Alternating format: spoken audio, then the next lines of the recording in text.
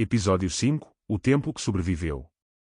Os Templários em Portugal, chegada, sobrevivência e transformação em Ordem de Cristo, a única continuidade institucional templária na Europa e a sua ligação direta aos descobrimentos. Prólogo – O único país que não obedeceu. Na manhã de sexta-feira, 13 de outubro de 1307, agentes do rei de França abriram simultaneamente as portas de centenas de casas e castelos da Ordem do Templo em todo o reino e prenderam os cavaleiros que ali dormiam. A operação foi preparada em segredo durante meses, coordenada com a cumplicidade do Papa Clemente V, e executada com uma eficiência que demonstra, se alguma demonstração fosse necessária, que Filipe IV de França era um político de crueldade calculada e talento organizativo considerável. Em poucas semanas, os templários franceses estavam nas masmorras. Em poucos anos, a ordem seria suprimida pelo Concílio de Vienne de 1312 e o seu grão-mestre, Jacques de Molay, queimado vivo em Paris em 1314. Em Portugal, naquele mesmo outono, não aconteceu rigorosamente nada. Não houve detenções. Não houve confiscação de propriedades. Os cavaleiros templários que habitavam Tomar, Almorol, Pombal e dezenas de outras fortalezas e comendas pelo país continuaram as suas rotinas. Dom Dinis, rei de Portugal desde 1279, poeta em galego-português, administrador meticuloso e diplomata de rara habilidade, recusou executar as ordens do rei de França e do Papa. Não de forma dramática, não com declarações de desafio. Com a silenciosa e intratável resistência de quem sabe exatamente o que quer e o que pode negociar. O resultado desta recusa é um facto histórico de natureza singular na Europa medieval. Portugal é o único país onde a continuidade institucional dos Templários foi legalmente preservada. Não apesar da supressão da ordem, mas através dela. Dom Dinis negociou com Roma a criação de uma nova ordem, a Ordem de Cristo, que absorveu os membros, os bens e a estrutura da Ordem do Templo em Portugal, com sanção papal expressa numa bula de 1319. Os templários portugueses não foram destruídos. Foram transformados. Este episódio percorre a trajetória desta transformação, dos primeiros anos da presença templária em território português, antes mesmo de Portugal existir como reino, até à ligação direta e documentada entre a Ordem de Cristo e a empresa dos descobrimentos que mudou o mundo no século XV. E coloca, no final, a questão que esta trajetória única suscita, o que revela sobre um povo esta capacidade de transformar em vez de eliminar. Parte 1 antes de Portugal, a chegada dos Templários. A cronologia da presença templária em Portugal começa com uma data que merece ser sublinhada pela sua implicação. Por volta de 1126, Dona Teresa, Condessa de Portugal, mãe de Afonso Henriques, que governava o condado como regente, doou ao Castelo de Sor, no Baixo Mondego, aos cavaleiros templários. Em 1126, Portugal não existia como reino. O condado portucalense era uma entidade política dependente do Reino de Leão, governada pela Condessa Teresa como território herdado do seu pai Afonso VI de Leão e do seu marido Henrique de Borgonha. A independência formal de Portugal, consubstanciada no Tratado de Zamora de 1143, pelo qual Afonso Henriques foi reconhecido como rex pelos legados papais, e na Bula Manifestis Probatum de 1179, pela qual Alexandre III reconheceu formalmente o reino, estava ainda a décadas de distância. Isto significa que os templários chegaram ao território português antes de Portugal existir. Estiveram presentes na fase em que o território estava ainda a definir a sua identidade política. Participaram, como veremos, nos eventos militares que transformaram o condado em reino. E quando Portugal emergiu como entidade política independente, os templários já eram nele uma presença estabelecida, com propriedades, fortalezas e um papel militar e económico reconhecido. A Ordem do Templo tinha sido fundada em Jerusalém por volta de 1119, portanto, apenas 7 anos antes da doação de Sor, por um pequeno grupo de cavaleiros francos liderados por Hugues de Paynes. A sua missão original era a proteção dos peregrinos nas estradas perigosas do Reino de Jerusalém. Mas a Ordem cresceu com uma rapidez que surpreendeu os seus próprios fundadores, o apoio de Bernardo de Claraval, que escreveu em seu favor o Tratado de Laude Novae Militiae, a aprovação no Concílio de Troyes de 1129 e as doações de terra e dinheiro por parte das aristocracias europeias transformaram-na em poucos anos numa das mais poderosas instituições da cristandade medieval. A chegada dos Templários ao território português insere-se num padrão de expansão para a Península Ibérica que respondia a uma lógica específica, a Reconquista. Os reinos cristãos ibéricos, em permanente estado de guerra com os reinos islâmicos a sul, eram um campo de ação natural para uma ordem militar que combinava os votos monásticos com a profissão das armas.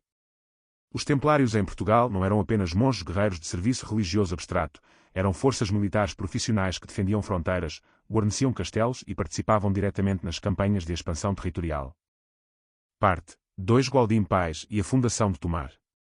A figura central da história templária portuguesa do século XII é Gualdim Pais, cavaleiro português que se tornou grão-mestre da Ordem do Templo em Portugal em 1156 e que exerceu esse cargo até à sua morte em 1195, um período de quase 40 anos que coincidiu com algumas das mais importantes transformações territoriais do reino nascente.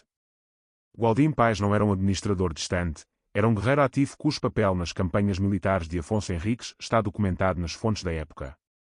A tomada de Santarém em 1147, um dos episódios militares mais celebrados da história portuguesa, narrado pela sua ousadia tática, envolveu forças templárias.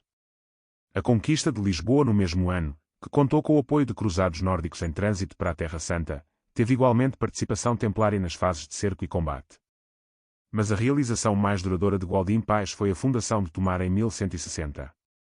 O local, uma colina sobranceira ao rio Nabão, no centro geográfico aproximado do reino, foi escolhido como sede principal da Ordem do Templo em Portugal.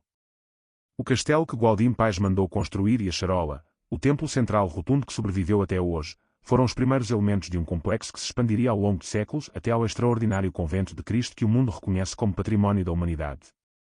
A escolha de Tomar como capital templária em Portugal não foi arbitrária. A sua posição geográfica, equidistante das fronteiras a sul e a leste, com acesso fluvial ao Tejo e daí ao Atlântico, tornava-a um ponto de coordenação estratégica ideal. Mas era também uma escolha simbólica. Tomar devia ser, na concepção dos seus fundadores, um centro espiritual e militar que evocasse, no extremo ocidental da cristandade, os lugares sagrados que a Ordem protegia no Oriente. Esta ambição simbólica é visível na arquitetura da charola. O templo rotundo octogonal de Tomar, construído por volta de 1160, modificado e decorado em fases subsequentes, é uma referência deliberada ao Santo Sepulcro de Jerusalém, o edifício mais sagrado da cristandade, cuja forma circular os templários reproduziram em várias das suas igrejas europeias como memória arquitetónica da sua missão original. Em Tomar, esta reprodução tem uma permanência que nenhum outro templo templário europeu igualou. A charola sobreviveu à supressão da Ordem, à transformação em Ordem de Cristo, ao manuelino que envolveu numa exuberância de pedra calcária, e chegou ao século XXI com a sua estrutura original reconhecível. Parte 3, 13 de outubro de 1307, o dia em que Portugal ficou em silêncio. Para compreender o que Dom Dinis fez em 1307, é necessário compreender o que Filipe IV de França fez, e porquê. A supressão dos Templários é um dos episódios mais estudados da história medieval europeia. As suas causas combinam fatores económicos, políticos e, possivelmente, pessoais. Filipe IV devia à Ordem do Templo quantias consideráveis. Os Templários eram os principais banqueiros da Europa medieval, tendo desenvolvido um sistema de transferências financeiras que prefigurava a banca moderna. A destruição da Ordem era, entre outras coisas, uma forma de cancelar dívidas. Filipe IV tinha também razões políticas. A Ordem do Templo era uma instituição que devia lealdade ao Papa e não aos reis nacionais, que possuía propriedades em todo o território francês com isenções fiscais significativas, e que constituía um poder autónomo dentro do reino que o rei mais centralizador do seu tempo não podia tolerar. As acusações formuladas contra os Templários, heresia, sodomia, adoração de um ídolo chamado Bafomé, negação de Cristo, eram de tal forma graves que obrigavam à pena máxima e à confiscação imediata dos bens. Foram obtidas sob tortura sistemática, como os próprios interrogatórios documentam. Jacques de Molay, o grão-mestre, confessou sob tortura e retratou a confissão antes de morrer na fogueira, o que, segundo o direito canônico, tornava a sua execução por heresia juridicamente questionável mesmo para os seus contemporâneos.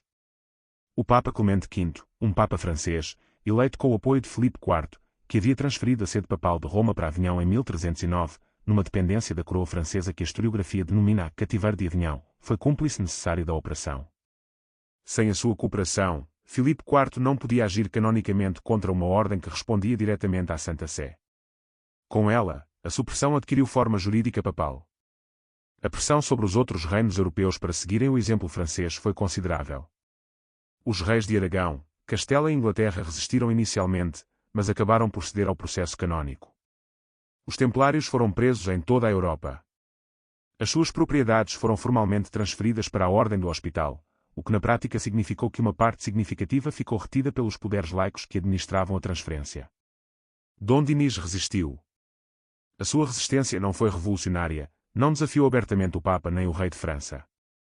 Foi jurídica e diplomática. Dom Dinis argumentou que os Templários portugueses não tinham praticado os crimes de que eram acusados, que as confissões obtidas em França sob tortura não tinham validade universal, e que a confiscação dos bens templários em Portugal prejudicaria a defesa do reino contra os mouros, argumento que tinha a vantagem de ser verdadeiro e de ser irrespondível do ponto de vista da cruzada. O resultado foi um processo que se arrastou por mais de uma década. O Concílio de Vienne de 1312 suprimiu a Ordem do Templo universalmente. Dom Dinis iniciou imediatamente negociações com Roma para a criação de uma nova ordem portuguesa que herdasse os bens e os membros da ordem suprimida. Parte 4. A Ordem de Cristo, a transformação como ato de Estado. A bula papal que criou a Ordem de Cristo foi emitida pelo Papa João XXII em 14 de março de 1319. O documento é de uma clareza admirável no que concerne à sua essência, estabelecia uma nova ordem militar com sede em Castro Marim, no Algarve, com a missão de defender as fronteiras do Reino de Portugal contra os mouros, e transferia para ela os bens que tinham pertencido à Ordem do Templo em Portugal. O que a bula não dizia explicitamente, mas que os factos tornam inequívoco, a Ordem de Cristo era a Ordem do Templo com um novo nome. Os seus membros eram os templários portugueses que tinham sobrevivido à supressão. A sua regra era baseada na regra da Ordem de Cristo de Calatrava, que era por sua vez derivada de tradições cistercienses, mas a prática institucional, as propriedades, as fortalezas e a memória organizacional eram templários. Esta continuidade é um facto histórico documentado, não uma especulação esotérica. Jonathan Riley Smith, o historiador das Cruzadas que produziu alguns dos trabalhos mais rigorosos sobre as ordens militares medievais, reconhece explicitamente que a Ordem de Cristo portuguesa representa a única continuidade institucional direta dos templários na Europa, não uma continuidade espiritual ou simbólica, mas uma continuidade jurídica, patrimonial e de membros que foi sancionada pelo próprio poder papal que havia suprimido a ordem original. A decisão de Dom Dinis tem sido analisada por vários prismas. Do ponto de vista económico, preservou as propriedades e as rendas templárias para o reino, evitando que fossem transferidas para o hospital ou absorvidas por poderes externos. Do ponto de vista militar, manteve uma ordem militar profissional capaz de guarnecer as fronteiras num período em que a ameaça islâmica continuava a ser real no Algarve e em Marrocos. Do ponto de vista político, demonstrou a capacidade de Dom Dinis de negociar com Roma em condições de independência efetiva, de resistir a pressões externas sem ruptura formal com a hierarquia eclesiástica. O que é menos frequentemente sublinhado é a dimensão de continuidade simbólica. Ao transformar os templários em vez de os destruir, Dom Dinis preservou uma memória institucional que, como veremos, se tornaria um recurso extraordinário para os seus sucessores. A Ordem de Cristo herdou não apenas as terras e os castelos templários, mas também as redes de conhecimento, os arquivos, os contactos mediterrâneos e a cultura organizacional de uma instituição que havia operado em todo o mundo cristão durante quase 2 séculos. Parte 5. A Charola, o espaço que guarda perguntas. A charola do Convento de Cristo em Tomar é um dos espaços arquitetónicos mais complexos e mais debatidos de Portugal. Construída originalmente por volta de 1160 como templo central da sede templária portuguesa, é um edifício de planta octogonal com um núcleo cilíndrico central, uma forma que reproduz, com variações, a rotunda do Santo Sepulcro de Jerusalém e as igrejas rotundas que os templários construíram noutros pontos da Europa. A estrutura arquitetónica tem uma lógica que os especialistas em arquitetura medieval reconhecem como coerente com as tradições construtivas da época. As igrejas rotundas templárias eram deliberadamente evocativas dos lugares sagrados de Jerusalém, e a sua adoção em Tomar inscreve-se num programa simbólico documentado noutras sedes templárias europeias. Neste sentido, a charola não é um mistério, é uma referência arquitetónica cujas fontes e intenções são razoavelmente compreensíveis. O que é mais complexo é a iconografia dos frescos medievais que sobreviveram, parcialmente, nas superfícies interiores. Estes frescos, datáveis de períodos diferentes entre o século XII e o século XV, representam figuras de cavaleiros, cenas de devoção, anjos e motivos que combinam referências cristãs com elementos decorativos cuja leitura não é unívoca. A interpretação destes elementos visuais tem sido objeto de um espectro de análises que vai da história da arte convencional, que os enquadra nas tradições iconográficas da pintura religiosa medieval, até às interpretações esotéricas que vêem na charola um espaço de iniciação com simbologia deliberadamente oculta. É necessário distinguir aqui 2 níveis de análise com graus de certeza muito diferentes. O facto de que a charola é um espaço de arquitetura simbólica consciente, que a sua forma, a sua orientação e a sua decoração foram escolhidas com intenções que iam além do puramente funcional, é suportado pela historiografia da arte medieval e não é controverso. A interpretação específica desses símbolos como referências a uma tradição iniciática secreta que os templários teriam herdado de fontes islâmicas, judaicas ou gnósticas, interpretação que circula extensamente na literatura esotérica sobre os templários, carece de suporte documental direto e deve ser tratada como especulação não verificada. O medievalista Franco Cardini, que escreveu extensamente sobre os templários e que combina rigor histórico com atenção às dimensões simbólicas da cultura medieval, sublinha que os templários eram, antes de mais, uma ordem religiosa cristã cujas práticas e crenças se inscreviam no universo simbólico do catolicismo medieval, um universo já de si extraordinariamente rico em simbolismo, numerologia, geometria sagrada e referências escatológicas, sem necessidade de nenhum influxo heterodoxo para justificar a complexidade que os observadores modernos encontram na sua arquitetura e iconografia. Parte 6. O infante Dom Henrique e os descobrimentos, a ligação direta. A ligação entre a Ordem de Cristo e os descobrimentos portugueses é um dos factos históricos melhor documentados e mais estruturantes da história de Portugal. Não é especulação, não é interpretação, é uma relação orgânica entre uma instituição e um projeto que está registada em documentos de arquivo, em crónicas contemporâneas e na própria iconografia das embarcações. O infante Dom Henrique, filho de Dom João I e de Filipa de Lencastre, figura central da primeira fase da expansão portuguesa, que a historiografia anglófona designa como Henrique o Navegador, foi nomeado governador da Ordem de Cristo em 1420 e manteve esse cargo até à sua morte em 1460. Esta não era uma posição honorífica, era a direção efetiva de uma das mais poderosas instituições do reino, com extensas propriedades, rendas consideráveis e uma tradição organizacional de 2 séculos. Dom Henrique usou os recursos da Ordem de Cristo para financiar e organizar as expedições de exploração ao longo da costa africana que se iniciaram sistematicamente a partir dos anos 1420. O Cabo Bojador, a Guiné, os arquipélagos dos Açores e da Madeira, a progressão da exploração atlântica e africana no período henriquino foi possível, em parte significativa, graças ao financiamento e à logística providenciados pela Ordem de Cristo. A cruz que as caravelas portuguesas levavam nas suas velas, a Cruz de Cristo, derivada da Cruz Pátria Templária com as suas cores vermelhas sobre fundo branco, era a marca institucional da Ordem de Cristo. Não era ornamento devocional abstrato, era a identificação do patrocinador e da missão. As caravelas que dobraram o Cabo Bojador em 1434, que chegaram ao Golfo da Guiné, que atingiram Cabo Verde e São Tomé, navegavam sob a cruz de uma ordem que era a continuação direta dos cavaleiros que tinham partido para as cruzadas 2 séculos antes.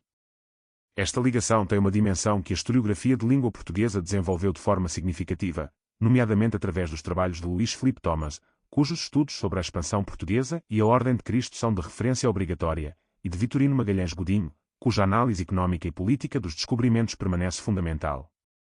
Ambos sublinham que a Ordem de Cristo não era apenas o financiador passivo da expansão, era o enquadramento institucional e ideológico que dava à empresa exploratória uma identidade de cruzada, uma missão religiosa que justificava as iniciativas perante Roma, que mobilizava a nobreza e que articulava os descobrimentos com a narrativa providencialista portuguesa que o episódio anterior desta série examinou. Parte 7. O conhecimento templário, distinguir lenda de hipótese produtiva. A literatura popular sobre os templários está saturada de referências ao tesouro templário, o conjunto de riquezas físicas, documentos secretos ou relíquias sagradas que os cavaleiros teriam escondido antes das detenções de 1307 e cuja localização permaneceria um mistério. Tomar aparece frequentemente nesta literatura como destino provável do tesouro, dado que foi a única sede templária europeia a sobreviver à supressão. Esta narrativa do tesouro físico não tem suporte documental.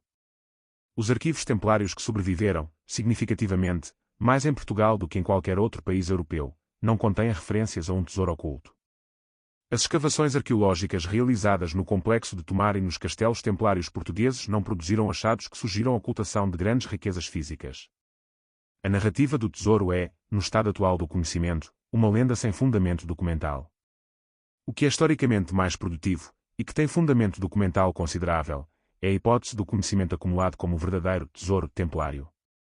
Durante quase 2 séculos de operação no Mediterrâneo Oriental e nas rotas que ligavam a Europa à Terra Santa, os templários acumularam um capital de conhecimento extraordinário, cartografia das rotas mediterrâneas e das costas africanas conhecidas, conhecimento de astronomia náutica aprendido no contacto com o mundo islâmico, redes comerciais e financeiras que se estendiam de Portugal a Chipre, experiência logística de transporte marítimo de grandes contingentes humanos e materiais.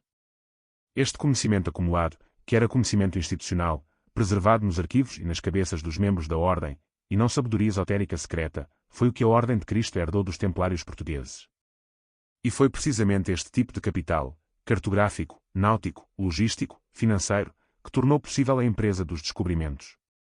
A Escola de Sagres, o suposto centro de investigação náutica fundado pelo infante Dom Henrique, cuja existência física como instituição formal é debatida na historiografia mas cujo efeito prático de concentração de saberes náuticos é documentado, pode ser compreendida, nesta perspectiva, como o espaço onde o conhecimento acumulado da Ordem de Cristo foi sistematizado, completado com as informações de pilotos árabes, judeus e genoveses, e transformado na base técnica da navegação oceânica.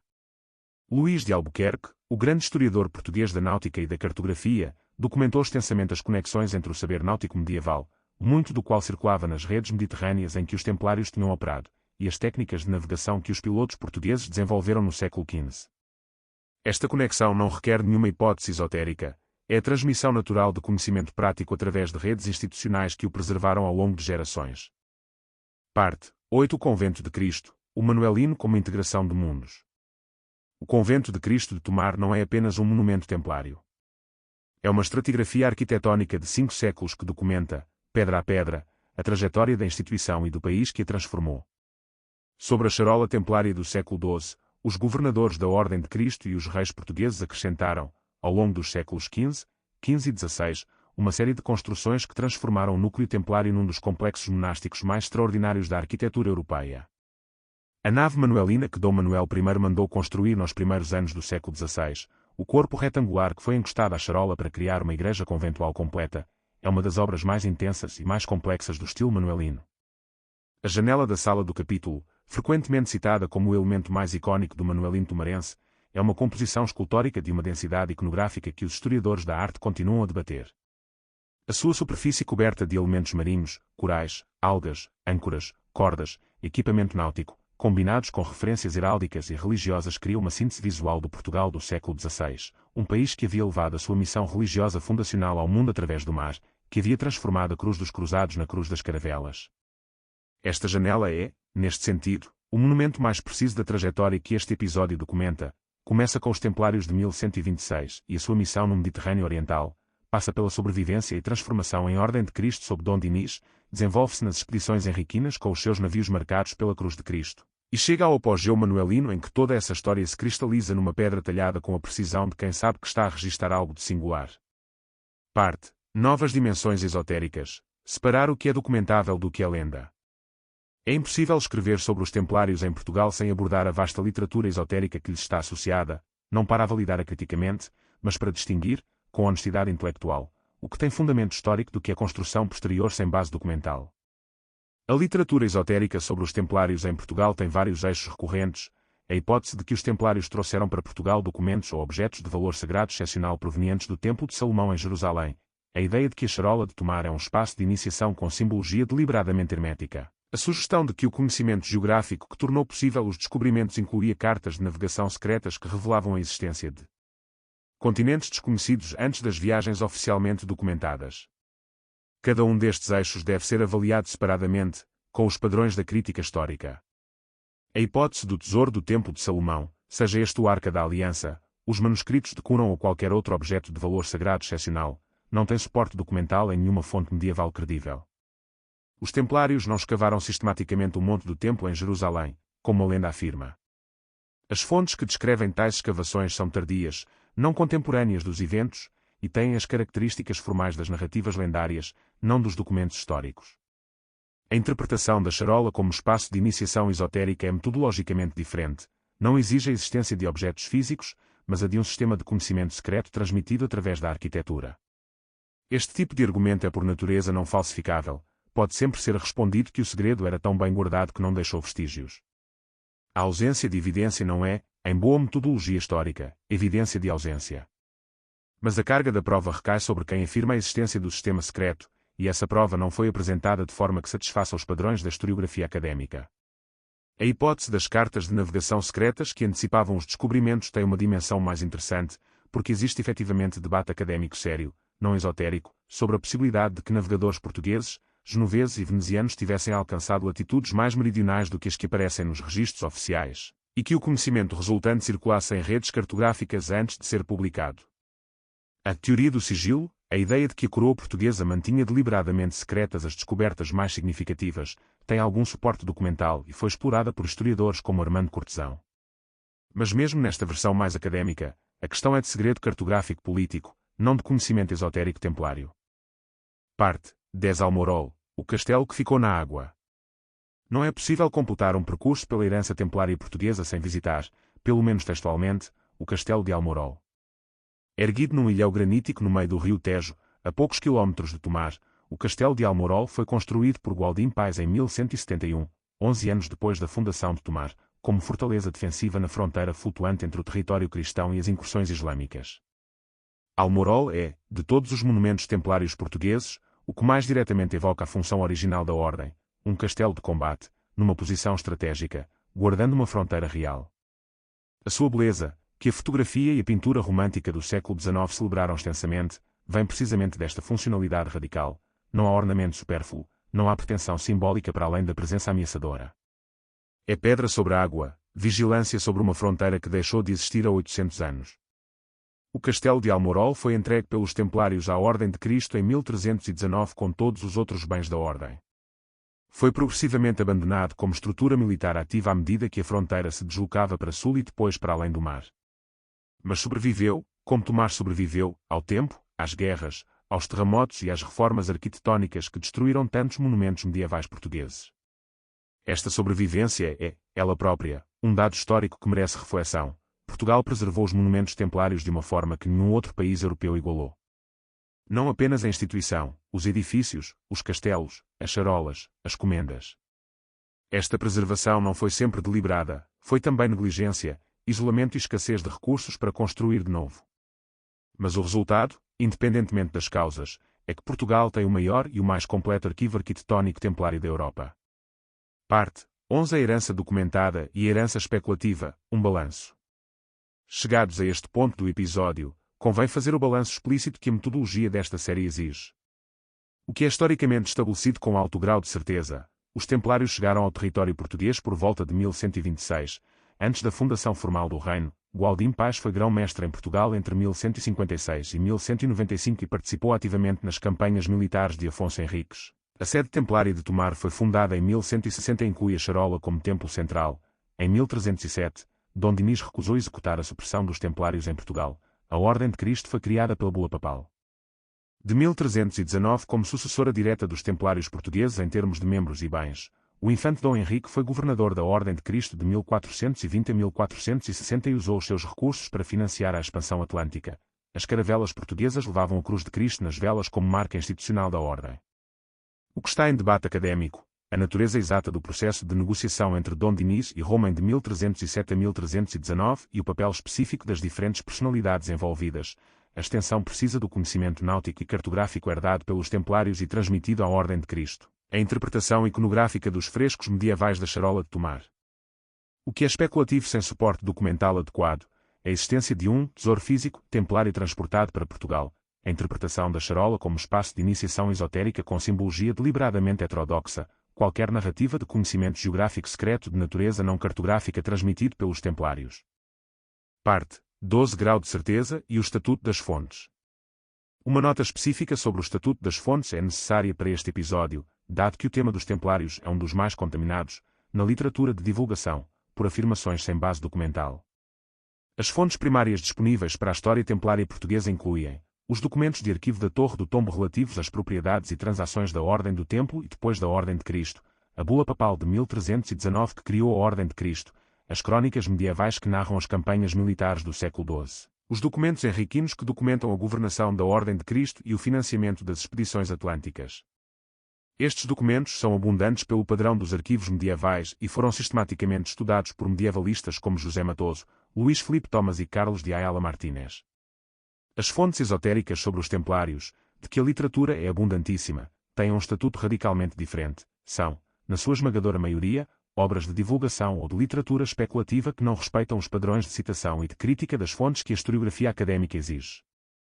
A sua omnipresença no espaço mediático criou uma percepção pública dos Templários que está, em pontos essenciais, em contradição com o que a historiografia documenta. Epílogo: a arte de transformar. A questão que este episódio deixa em aberto é, ao mesmo tempo, a mais concreta das questões desta série, porque tem uma resposta histórica direta, e a mais filosófica, porque a resposta histórica aponta para algo mais amplo sobre a especificidade portuguesa. Portugal foi o único país que não destruiu os Templários, transformou-os. O que revela sobre um povo esta capacidade de transformar em vez de eliminar. A resposta histórica direta é que Dom Dinis tomou uma decisão pragmática que teve consequências extraordinariamente produtivas. Preservando a Ordem do Templo sob nova forma, preservou uma instituição que 2 séculos depois permitiu ao seu bisneto o infante Dom Henrique dispor de recursos financeiros, organizacionais e eventualmente intelectuais para uma empresa que transformou o mundo. A transformação dos Templários em Ordem de Cristo é, nesta leitura, uma decisão de estadista que deve ser avaliada pelos seus frutos, os descobrimentos portugueses que redefiniram a cartografia do planeta. Mas há uma dimensão mais ampla que esta resposta pragmática sugere sem esgotar. A capacidade de transformar em vez de eliminar é, em linguagem da teoria política e cultural, uma capacidade de síntese, de incorporar o que existe em vez de o destruir, de encontrar a forma de continuidade que preserva o útil enquanto adapta ao necessário. Esta capacidade não é moralmente neutral, pode ser usada para fins que a moral aprova ou reprova. Mas é uma capacidade específica, que não é universal, e que Portugal demonstrou de forma notável não apenas com os Templários mas em outros contextos que esta série tem explorado, na absorção da herança árabe que o episódio anterior documentou, na preservação dos monumentos megalíticos que o episódio 2 examinou. Eduardo Lourenço escreveu que Portugal é um país que tem uma relação peculiar com o tempo, capaz de preservar o passado dentro do presente de uma forma que outros povos, mais voltados para a ruptura e a fundação de novo, não fazem ou não toleram. Esta observação tem os seus riscos, pode ser lida como conservadorismo, como resistência à mudança, como apego a formas que já não servem. Mas tem também uma dimensão que a história dos Templários em Portugal exemplifica com precisão, a capacidade de fazer do passado um recurso para o futuro, de transformar o que poderia ter sido destruído num instrumento de algo que o mundo ainda não sabia que era possível. As caravelas que partiram de Lisboa no século XV levavam nas velas a cruz dos cavaleiros que haviam servido em Jerusalém 200 anos antes. Era uma herança transformada, não o mesmo projeto, não a mesma guerra, não o mesmo mundo. Mas era reconhecidamente a mesma aspiração, ir além do horizonte conhecido, levar a fé e o poder para onde nunca tinham chegado, fazer do limite o ponto de partida. Que este impulso se tenha transferido do Mediterrâneo Oriental para o Atlântico Sul, da Terra Santa para o Cabo das Tormentas, dos cruzados a cavalo para os pilotos de caravela, é uma das transformações mais produtivas da história europeia. E começou com a decisão de um rei poeta que, numa tarde de outono de 1307, recusou fazer o que todos os outros fizeram.